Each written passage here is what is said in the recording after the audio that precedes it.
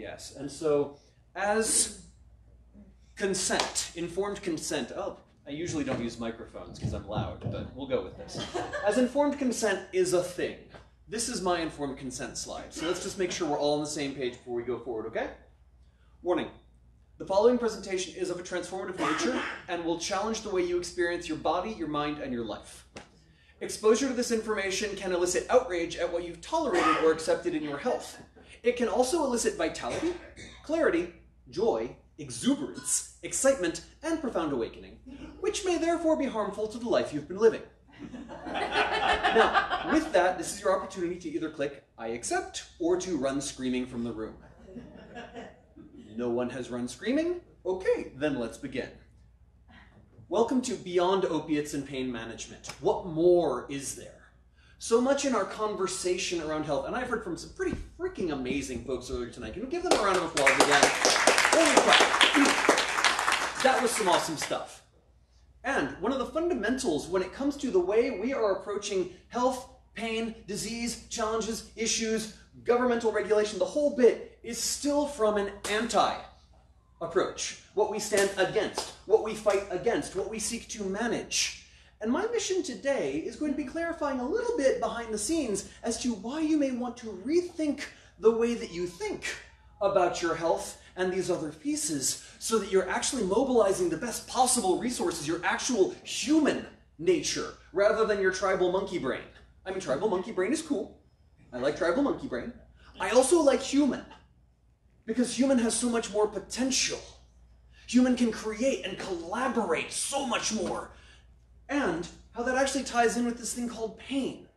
Because out of curiosity, show of hands, and it doesn't have to be for you because I know HIPAA's a thing, how many of you know somebody who experiences pain? Okay, keep your hands up.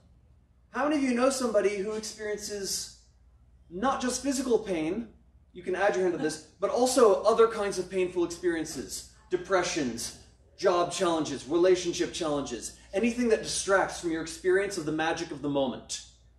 If your hand is not up, you live in a cave. It's true. Either that or you're not going to put your hand up no matter what I do, and that's okay. I'll love you anyway from a distance. So, why does all this matter? Well, first of all, hi, who the heck am I? Obviously, this is me. I am Dr. Matthew Mancuso. From the years of 1978, in my birth, June, I'm a Gemini, like long walks on the beach. But from my birth through 2002, I was technically one sick puppy. I was going from disease to disease, diagnosis to diagnosis. I was the kid who, you know how kids have hobbies, they get into things? You know, they get really into baseball or different statistics or other pieces. I collected diagnoses. And so out of the womb, it was aspiration pneumonia and meconium. Who knows what that is? So there are kids in the room, so my wife also reminded me not to swear tonight. So that's good. But meconium is when you inhale your own poop in the womb because there was major distress in the womb. Went from that also to collecting different kinds of diagnostic, digestive disorders. Who's ever had an ulcer? How about IBS? Okay, I could not process food. My mother's milk, not a thing I could do. Most other forms of food, who's seen the movie Alien? Is what it felt like. I remember that was exquisitely painful. Oh, who's ever had headaches, tension headaches, migraines? You know, the kind with the aura as well, where you lose sight out of one eye and then you barf and you're so grateful when you barf because you finally feel better. That kind of thing. I remember actually being curled up in the corner in the high school locker rooms, like right in the corner where the two little lockers came together, because that little metal place was the coolest place. It helped to take some of the edge off. On top of that, also intensely bullied because I was weird. Shocking, I know. And also anxiety, depression, the digestive stuff plus those other things created a third baby, which was called anorexia, bulimia, and various forms of eating disorder. Basically, myself and life didn't quite know how to get along. And so somewhere in the midst of all that, I was exposed to some of the things I'm going to be sharing tonight. And then it took me actually having to go through grad school and graduating as a chiropractor to then go beyond that and actually learn even more things that I'll be sharing tonight. And then from that, getting a high-level certification in it. And the piece that's not on here is where I then went off and became teaching staff, because apparently when you're around long enough and you're good at something, they finally tell you need to get on planes a lot. So that's me. We good? Okay, cool. If it doesn't fit, it's fine. Diving into the piece on pain, I'm going to start with a provocative question, and we'll dive in from there. What if pain was the solution and not the problem? I know. Doesn't that just throw pretty much everything we know about it out the window? Well, let's start for why we need to throw everything we know about it out the window. And by the end, I'm pretty sure you're going to be thinking like this too. And if not, again, I'll still love you from a distance. Every way we've been approaching pain is that pain is the devil. Pain is the enemy. Pain is a thing to be destroyed, gotten rid of, eradicated, controlled, managed, anything, make it go away. And for good reason. 80% of humanity will experience debilitating low back pain at some point in their lives. How many of you know someone who's one of those? Cool. How many of you know someone who had encore performances of that? Yeah. 45% of people are going to have debilitating neck pain at some point in their life. How many of you know one of those? How many of you know someone who was like lucky and got both? Yay, statistics, numbers. This pain alone is the #2 concern in healthcare. And the #1 cause of missed work. And how many of you feel confident that if you missed work, you'd still have your jobs? I notice not many hands going up. Right, it's because it's also an economic issue on top of it. Also, how many of you, men and also women in the room, feel like your job, what you do, kind of defines you, and if that was taken, you weren't able to do it, that would be psychologically a little painful for you? Heck yes. So, yeah. 11.2% of American adults, this isn't even looking at the rest of the world anymore, just in America, 11.2% of us experience chronic pain for more than 12 weeks at a time. How many of you that sounds like hell on earth? Yeah. About 18%, 17.6% experience severe pain, the kind that knocks out, takes you out. Add on top of that, we got headaches. 1 in 7 Americans will have chronic headaches. And I'm sorry, ladies, it's mostly you. I think it's because of us. Pretty sure. But yeah, the overall cost just on a money level alone of just the way we manage pain and treat pain and the way it takes care or impacts our ability to do our jobs is a $50 billion a year industry. You could fund a small nation with that. $2 billion alone just goes into over-the-counter pain drugs. So, okay, got it. You know, I mean, this obviously, it's a big thing. It impacts us. So why isn't it the problem? Well, let's just first start with, okay, we're all experiencing this, right? Question is, what do we do with it? The common solutions to this are, yes, the veritable cornucopia of candy. Oh, wait, no, that's not candy. That's stuff that has side effects like spontaneous decapitation and liver failure. But, you know, there's a time and a place that actually medication is useful. But that's the common solutions. If that doesn't fit, bigger drugs. If that doesn't work, that's around the point they start suggesting lifestyle. It's like, well, maybe, okay, you should do some yoga, you should eat differently, you should relax. Or surgery. Now, with these, there is a time and a place for all of these. I'm actually a fan of this one. But even that does not always hit all of the pieces. And ultimately, there's a cost to how we're treating pain. We're in Ohio, right? Do we have a bit of an opiate problem? Yes. Yeah. You don't hear about it as much anymore because I guess they just stopped talking about it? Well. No, we're in the industry, so no.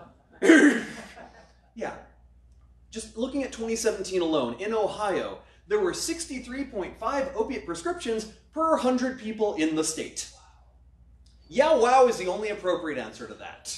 Either that or something that involves not small children in the room. Yep, it's, oh, seriously, because I know I wasn't taking any of those, so someone else may have gotten mine. Ruh-roh.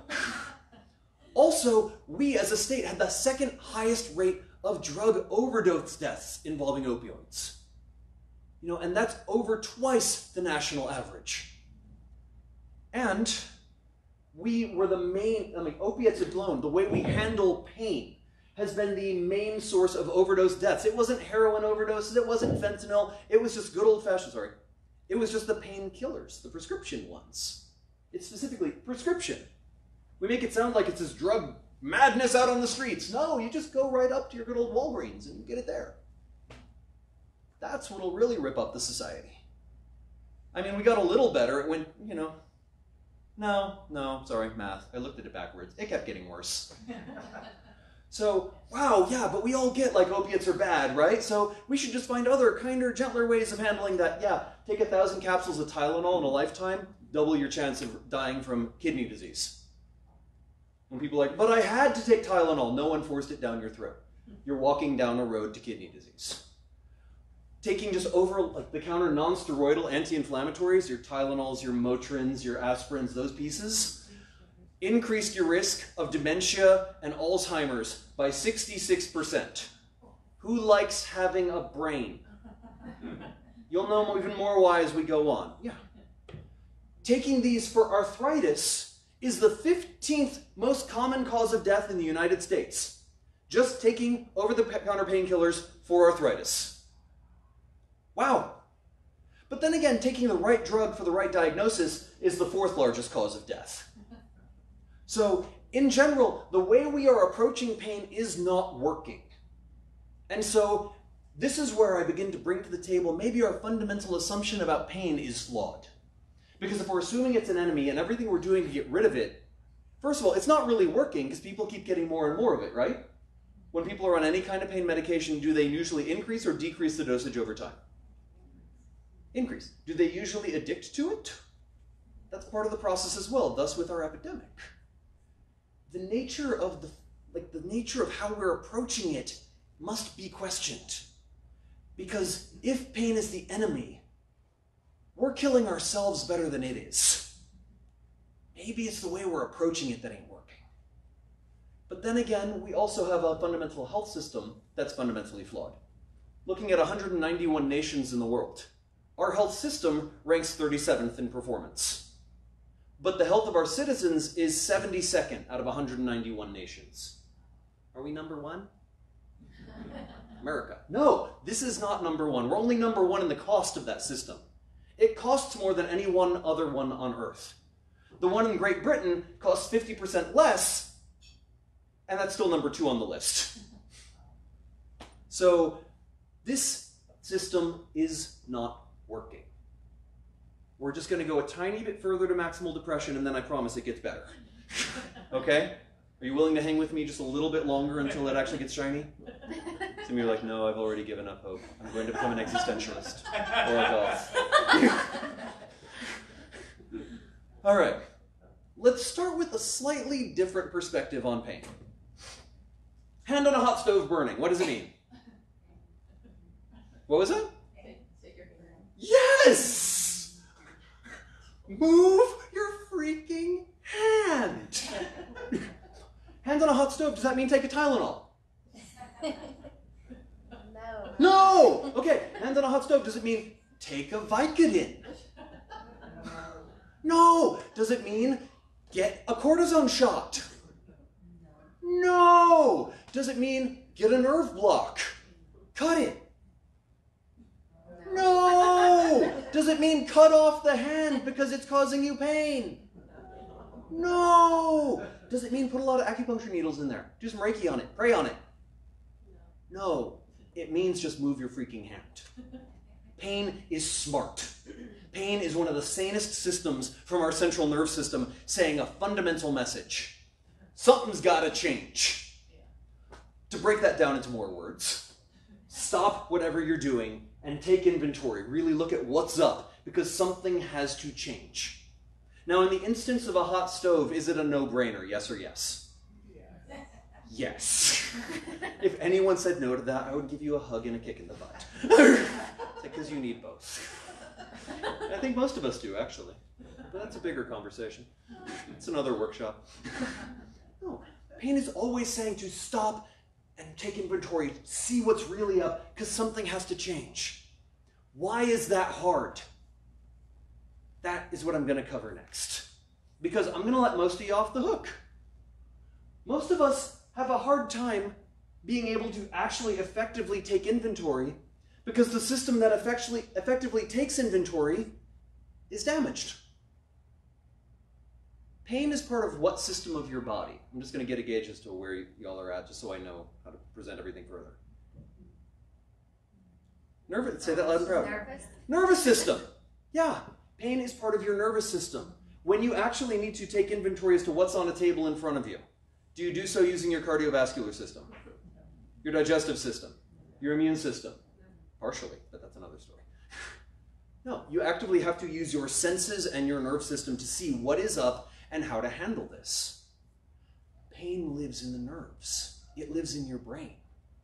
We have learned another fundamental assumption that was flawed is that pain is in the parts of the body themselves. Oh, pain is from my arthritis. No, arthritis is an expensive way of saying you have inflamed joints. If you say it in Latin, you can charge more. One of the things that you learn in life. So learn to say it in human language. It's like the base of the skull. There's a hole in it called foramen magnum. Do you know what that means in Latin? Big hole.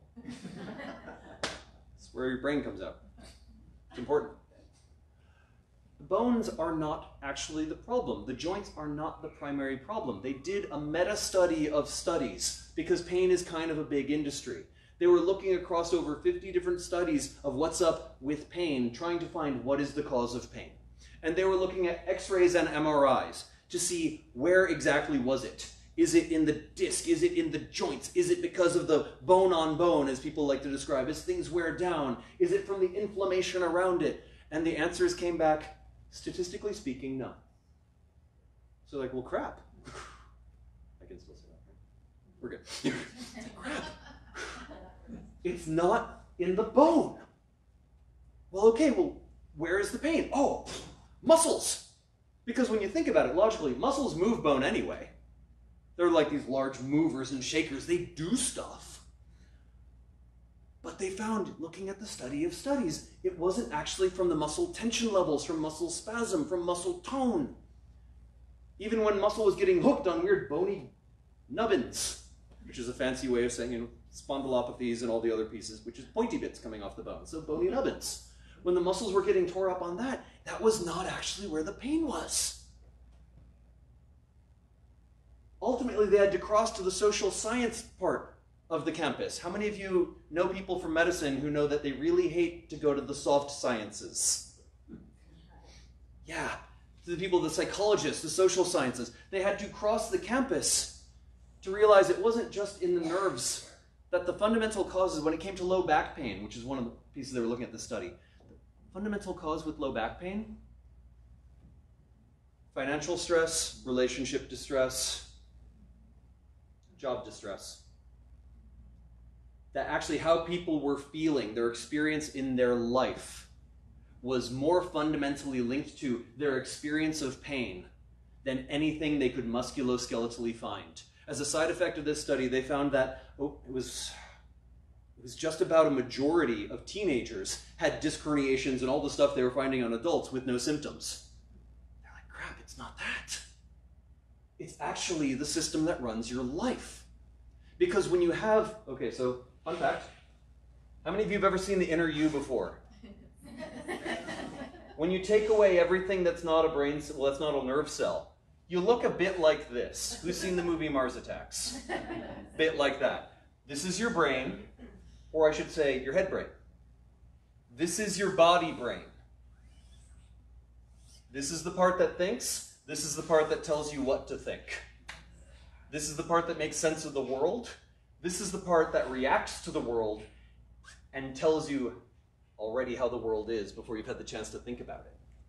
How many of you have had those kind of conversations where even though you're both reasonably rational people, you're both going down a rabbit hole of reaction? And said differently, who's talked about politics and religion over Christmas? Who's gone on Facebook ever? Just Christmas. Anytime. That's when I'm holed up with mine. The body brain, the central nerve system that runs our physiology, is what determines not only our pain level and our perception of pain, but also how we respond to life and what creates pain. That multiple people can have different kinds of events happen. Some will be hurt, some will not. Multiple people can have different kinds of events. Some will experience physical pain. Some will have emotional pain. Some will have an existential life crisis and become French. Others will... I just came from being in France a bit. They're very philosophical. but that the way our nerve system responds to these things actively is what creates, amplifies, reduces, and resolves pain. Which, when you think about it, then starts to make sense why all the ways we've been trying to treat it as purely a biological phenomenon have been completely failing. And especially if the pain is actually giving you a message that something's supposed to change, and you turn off the messenger, do you think the pain was the problem, or was it telling you there was a problem? If your hand's on a stove, is the pain the problem? Or is the problem the fact you put your hand on a stove in the first place? And you didn't actually have a functional enough nerve system, the sensory acuity, to perceive that your hand was approaching a stove before it needed to burn. And all the other senses, all the other 91% of your nerve system that isn't pain, wasn't able to get a message through, so you needed the last-ditch messenger to drop kick you and say, hey, something's up. Does this make sense? Okay, good. The purpose of this brain and nerve system is to control and coordinate the function of every part of you. Who has a body? Anyone? Not put up a hand, in which case I'm hallucinating right now. That would also be a part of my nerve system gone wonky. Cool.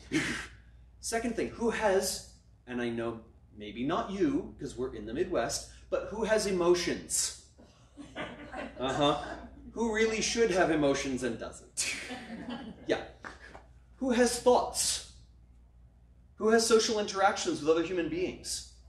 Who has to make a vision, a plan, a dream, and wants to collaborate to create, bring others along to go forward with that? I know you, because that's why you're doing this, so thank you. Because that's also one of the highest functions of this nerve system, is to create a vision on a human level, to create a vision and collaborate with others to create something where multiple people with different perspectives can come together and create something better than any one alone. So thank you for that. This system, what most people don't know, 90% of what actually happens in this system, especially in your brain, is generated by spinal motion. The way your body, the core structure of it, moves and grooves with life actually shapes your brain. It shapes how you think, how you feel, how you react to life. That body brain that actually lives in your back determines your overall emotional reactivity to things. How many of you have certain hot buttons that if people mention a certain topic, even though you're a rational person, you immediately have to be right?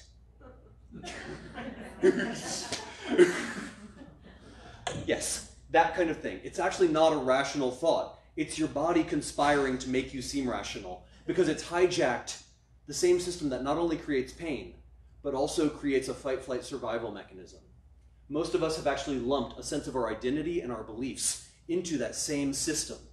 And so when that gets hijacked, it will send messages saying something ain't right, which can be limited to but not including, well, not limited to but including pain.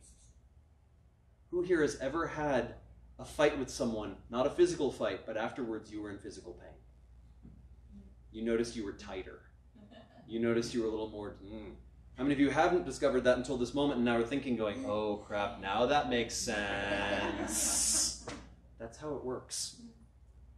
I had a practice member when I was practicing in Seattle. Okay, so two things I'll clarify there. I use the word practice member because patient is rooted in the Latin term for long suffering. Who wants to be long suffering? I didn't think so. So, practice member is basically an empowered patient. It's one who realizes the power is in collaboration with the practitioner. That the practitioner isn't some Jesus figure who's to save them, but actually is like a tool, a mentor, a coach, a support to collaborate with, so that together 1 + 1 is 3. They can create a greater outcome than that. So I also, didn't mention before, I've practiced in a few places. I graduated from chiropractic school in 2005 from Hayward, California, which they say is the heart of the Bay Area. And if you know anything about anatomy, the heart and the armpit are incredibly close. Yes. From there, I practiced in Ireland. Who's been to Ireland? We're in Dublin, people, come on. Ireland, brief foray on a Spanish island called Majorca, till I realized I don't know a lick of Spanish. Made it hard to practice there. From there, back to Florida, where I grew up. Who's been to Florida? Yes, I am Florida man. Started there, moved on.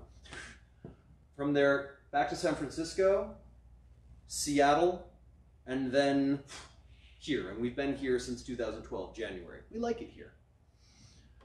Well, while I was working with a practice member in Seattle, I was 2 months into the process. I was doing a lot of work with him. Spinally, I was seeing great results, but in his mind, it was still just all about, he was fixated on the shoulder pain. And the shoulder pain was not changing, was not changing, was not changing. And I'm at the point, I'm like, okay, I'm seeing changes, but this guy's really frustrating. So maybe I should refer him to something else, except he'd already been through everything else. Had multiple shoulder surgeries, spinal surgeries, the works, and still had the pain going on. We have our re-exam. I'm sitting down with him and I'm gonna have it's like, okay, how do I lovingly say, it's like, this may not be a good match for you because you have different expectations in what I can deliver. And he just sits down and goes, okay, so doc, I may not have been fully upfront with you. How many of you who are practitioners in the room have had that experience before? Yeah. He said, so, for the past 2 years, I've been in sobriety. Except that's not actually true. The past 6 months, I have not been in sobriety. I have been relapsing. And I had told no one. Not my sponsor, not my wife. Around when I started here, I told my sponsor finally. Last night, I finally told my wife. And with that, he moved his shoulder through a full range of motion, pain-free, and said, you were onto something. Pain is in the brain. But what drives that brain is the spine. And the spine, again, the inner you again, your brain and your spinal cord. The spine is magic not because of bones and muscles, but because of what lives inside it. The spinal cord is your organ of adaptability. How many of you live in a rapidly changing world? How many of you wish it would slow down every now and then? How many of you realize it's not going to anyway? Yeah, pretty much. That is the organ that adapts to change, that adapts to stress. And stress is not a bad thing. Actually, if you haven't read the book by Dr. McGonigal, The Upside of Stress, really good. It's actually how, with a healthy nerve system, your body can turn stress into fuel for growth, to be stronger and more resilient. But if there's a dysfunction in the wiring on that stress response, and who here has ever been overwhelmed before? That's what creates it. We get overwhelmed. Overwhelmed physically. Who's been in a car accident or played football or just, had abusive situations kind of happen? When we get overwhelmed chemically, who, as our first speaker was mentioning, has ever been a product of, better living through chemistry, whether voluntarily or not so. And emotional. I know we're Midwesterners, but it impacts us. And the reality is, 85% of what happens on this physiological level, on this body level, actually creating a physical distortion in our body, emotions, mind function, is actually from our response, our physical response to mental and emotional stress. And our mind says, I'm fine. I'm fine. Because our mind, our conscious mind, is 2% of that nerve system. It does not have access to all the truth. It has a vested interest in being fine. So remember what we said about the hand on the hot stove? It's when we're fixated on I'm fine, everything's great, it's wonderful, I'm living the dream. If someone says living the dream, they're suffering, right? Yeah. Their hand is approaching the stove, but they can't feel it because they're telling themselves it should be different. Who's ever had that kind of experience before? Yep. So far so good, so far so good, so far so good, so far so good. Just not going to note it. I'm going to keep on focused. After a few minutes, okay, no. This is the organ of adaptability. It functions by vibration. Anyone who's had medical training before had learned that it is an electrical system, yes? Current research through the Max Planck Institute in Zurich. 2008, they started hypothesizing it may well not be electric. 2014, they validated it. It's acoustic. It's vibrational.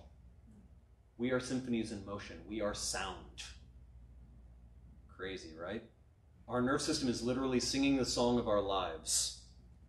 When there's a distortion in that, can you see how this kind of spinal cord looks a little different from this one? This is one at ease. It's supposed to have slack and curves. Do you realize the human body is supposed to have curves? When we are like this, we are not fine. We are hijacked and overloaded. Can you see how they would vibrate, literally vibrate differently in the face of stress? When challenge happens, the state of that nerve system, when it could not fully adapt to life, it gets stuck from a healthy, happy place into either one where it goes into the overwhelm, overload, can't handle it, shut it down mode. Who relates more to that? I know, you wouldn't put your hands up. Or it flips over to the soldier up, I'm going to make it through this no matter what. Disconnect and push. It goes to either direction. It physically changes, you recognize, yes. You physically are changed by this. It's called a defensive posturing. Your body physically changes its shape. If you change the shape of your body, what's going to happen to your muscles? This is audience participation, just so you know. I can practice being quiet. What happens if you actually change the function of your muscles, like with that? Are they going to work as well? Are things going to wear down differently? Are you going to tighten more in different areas? Could that create something painful? Yeah. Pain is not the fault of the muscles and bones. Muscles and bones are actually end receivers. Said differently, they're dumb. A bone doesn't move itself, does it? No. Does a muscle contract itself? Trick question, cardiac does, but even it doesn't have rhythm. It's kind of like a heteronormative white male dancing in middle school. To have rhythm, that nerve system coordinates them. But when there's a dysfunction on this, when our body gets locked in this, here's why it gets locked. How many of you have had a bad day and you couldn't bounce back well afterwards? How many of you had an injury and 20 years later it's still impacting you? Anyone? Are you all dead? Oh God, I know it's late. I'm really trying to keep it onto a point. Do you know why things impact you years after you've had them, or why things accumulate and become these painful situations? It's not the fault of the muscle or bone. Every 2 to 3 years, every atom in your body is different. You have a whole different bone, a whole different skeleton. I don't care what kind of injury, trauma, war wound it was. You have a different body now than then. But the one system that learns kept it the same. Your nerve system. It learned, I survived. And the most blessed and cursed words the nerve system can ever really get are I survived. Because if it defended to survive, it locks in a pattern of one of these defense physiologies, one of these defense postures, in different, and there's multiple of them actually. This is a quick and easy picture, is that okay? Cool.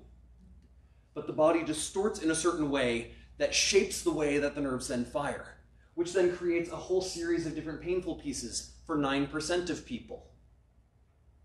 For the other 91%, it affects things like your heart and blood sugar. Because you know when you actually get locked into a stress state, your blood sugar is supposed to go up, your blood pressure is supposed to go up.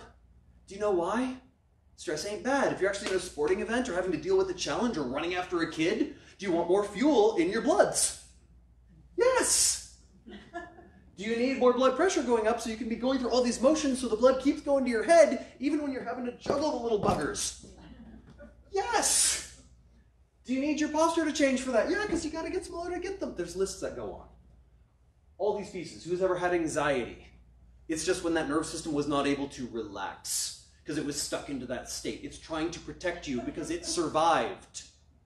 And it learned that it needs to do that to continue to survive. Remember, 2% of this system is rational. The other 98% does not care what that 2% thinks.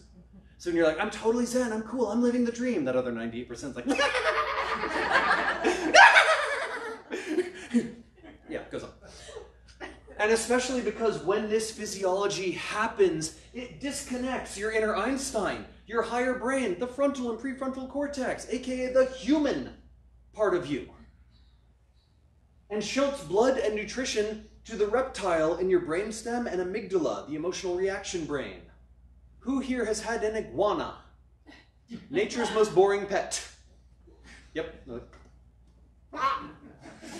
Okay, maybe our iguanas were boring. You may have awesome iguanas. Yeah. George and Liz. No, they didn't like each other much. But what happens? It literally physically shunts blood and nutrition to this so you're not actually operating as a full human. Why is this a problem? The system of awareness. Remember, the spinal cord's the organ of adaptability. The frontal cortex, the prefrontal, that is the organ of awareness. If it has less blood and nutrition, do you know? No! You don't!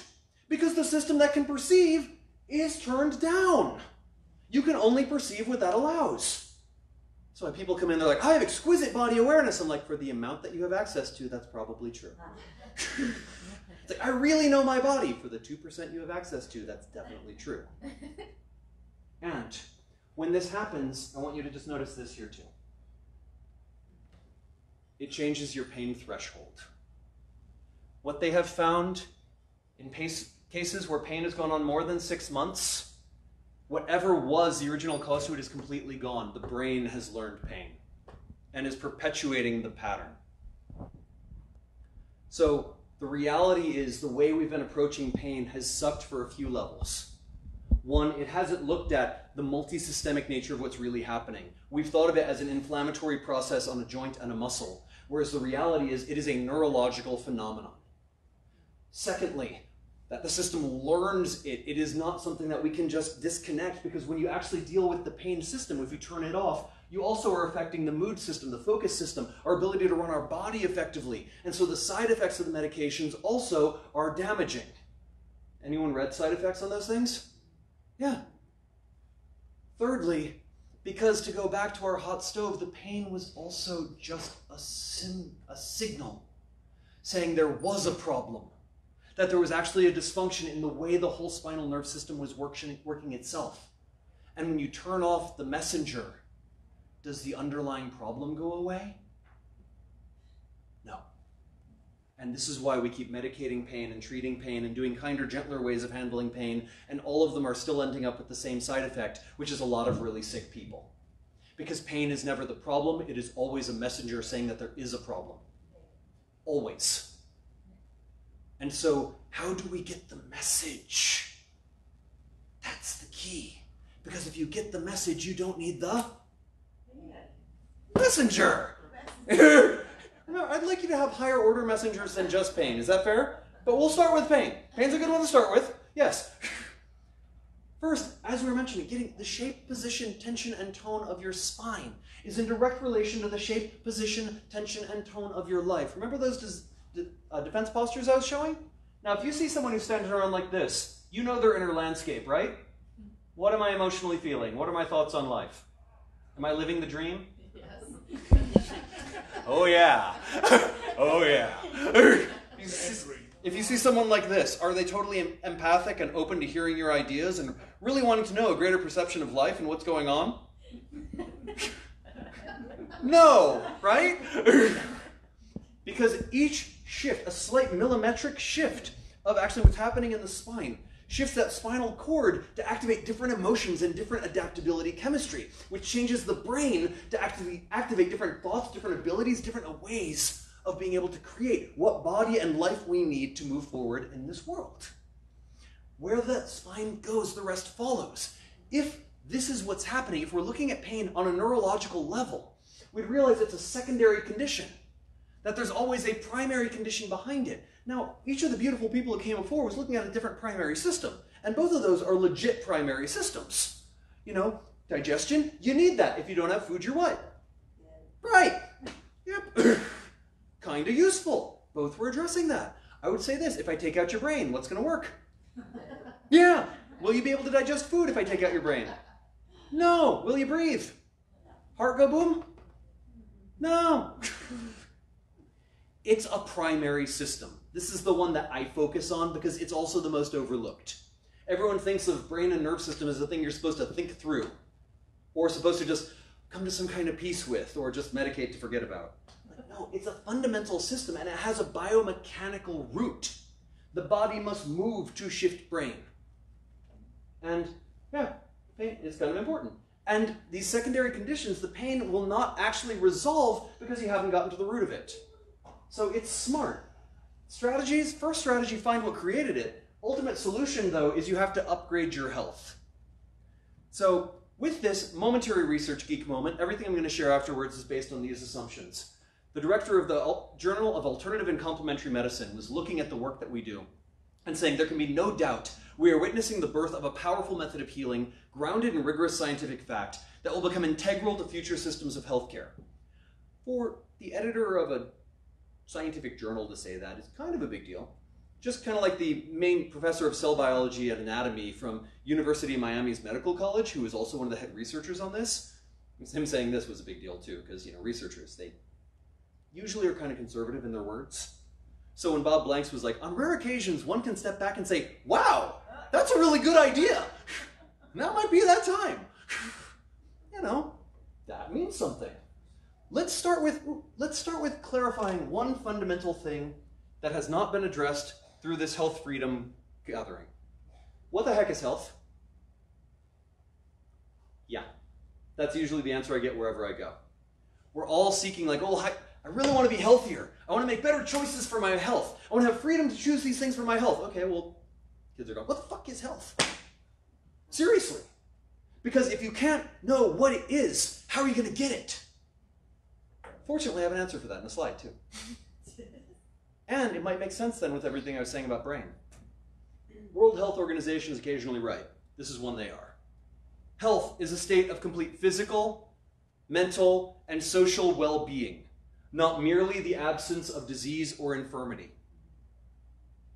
What system runs your physical well-being? Say that loud and proud. Yeah, brain and nerve system. If I remove those, you won't have a physical body. Period. You can replace a stomach, a heart, anything else. You cannot replace a brain. And remember, its job from the Grey's Anatomy, your slide earlier on, is to control and coordinate all cells, tissues, organs. All of them. Mental. What system runs your mental? Brain and nerve system. What system runs your ability to adapt to social situations? Enough said. So, this is why I look at that for health. And remembering secondary conditions like pain only emerge when you don't have the level of health to adapt to the situation you're in. Pain's always smart because it's telling you don't have the level of health to handle what's coming. Like our first speaker was saying, he's talking about things being a limit of adaptation, that our physiology cannot keep up. Pain is the last messenger saying, seriously, for the life that you're living in the world that you're in, we don't have the bandwidth, the flexibility, and the neural health to be able to keep up and adapt to this. So it's sending you the message because it's a compassionate message from your body saying, I need help. It's not saying, I need help making this be released and go away so it no longer bugs me and I can go back to a life of quiet desperation. It is saying, I need greater health. I need to increase the level of health on a physical, mental, or social level. It never says exactly which. That's up to you. That's where that small part that's mental can help.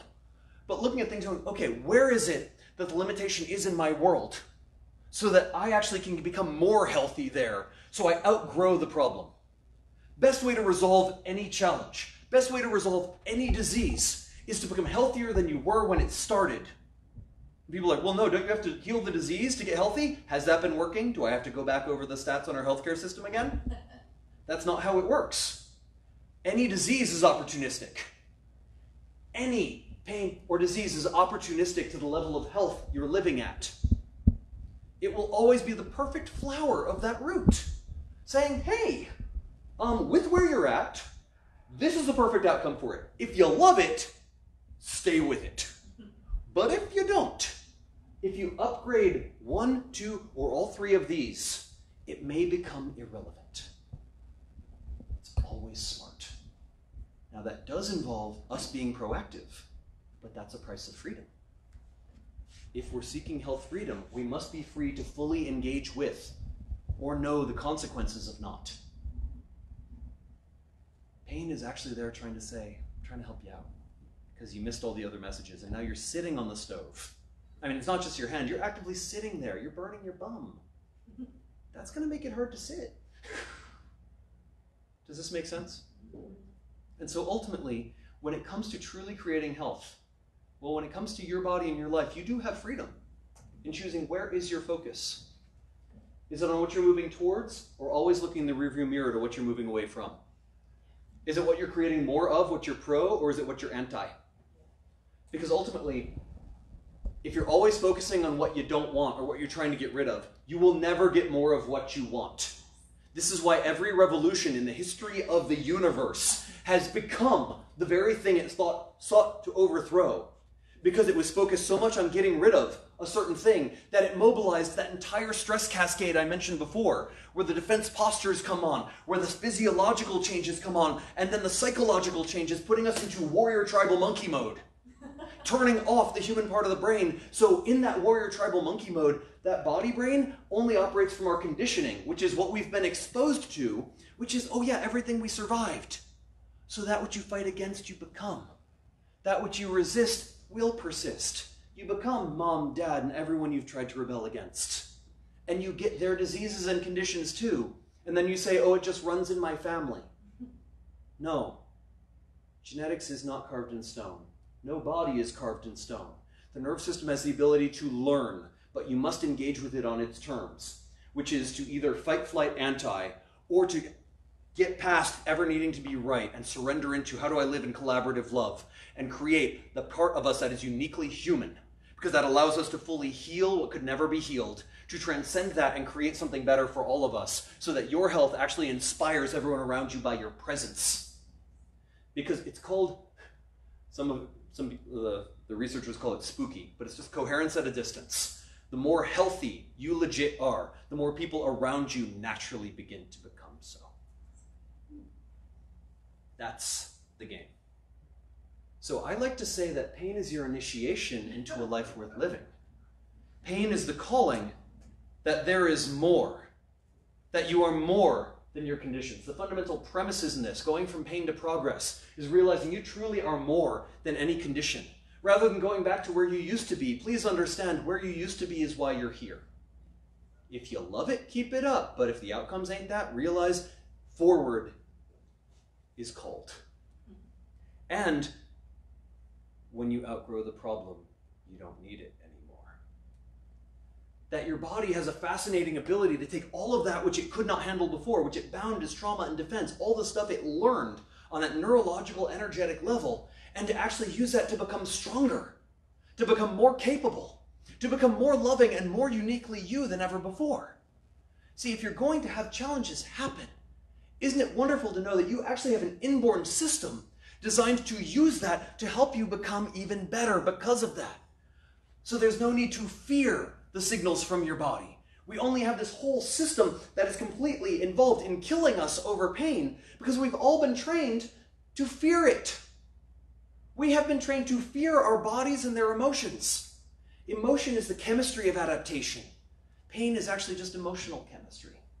It's the one we always have to feel.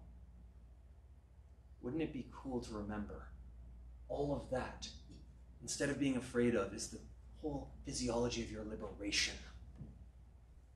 And what was a wound can become a gift. I don't mean metaphorically. What they're seeing in the current, like in the research on the work that we're doing now, is truly the evolution of the human nerve system, the human body and nerve system evolving by being able to use previous challenge as fuel, by being able to take pain and turn it into the energy for health. You might as well get something from it. If you got to spend a whole lifetime trying to get rid of something, you might as well have something better on the other side. And ultimately, that symptoms and disease are a call for more. You just need an upgrade. What's cool? That same nerve system that learned to create pain, that learned to sustain pain and create problems, it can learn cool tricks too. It can learn how to create increased human function, increased range of emotion and well-being, increased thought clarity. I'll geek to the research. All right, because I know time. But the direct effects of the kind of care that I'm delivering, physical well-being, mental emotional well-being, life enjoyment increases, all stress indicators actually shifting. They also measured quality of life. The results were beyond anything they'd seen measuring anything else in alternative and even conventional healthcare. What they found, and this was rather sobering for a lot of the people involved, the researchers broke the double blind halfway through the study, because what Bob Blanks, the guy I quoted before, said, he goes, it would be irresponsible for me not to get this care now that I've seen what it can do. Which was cool. You look amazingly like Michael Caine from that angle. I'm just saying. People have said. I believe it. I suffer from back pain. There you go. Michael Caine with pain? No. But what they had found, cool side effects in this, and I'll bring this together, How many of you engage with yoga, meditation, and trying to have a good diet? Congratulations, this research study validated all that works. Yay! When they were looking at the physical, mental stress indicators and life enjoyment factors, they found that people engaged in all the healthy stuff, as they were measuring a wellness coefficient, just looking at how to tangibly measure it, all the healthy good stuff actually increased all of those by a measure of 0.222. That means, yes, it did good bits. And that includes like people who were doing yoga till they couldn't cast till they were a pretzel, meditating till they couldn't cast a shadow, cutting out everything fun, and eating nothing but bark harvested by virgins under the new moon. It's late, I gotta wake you up. So.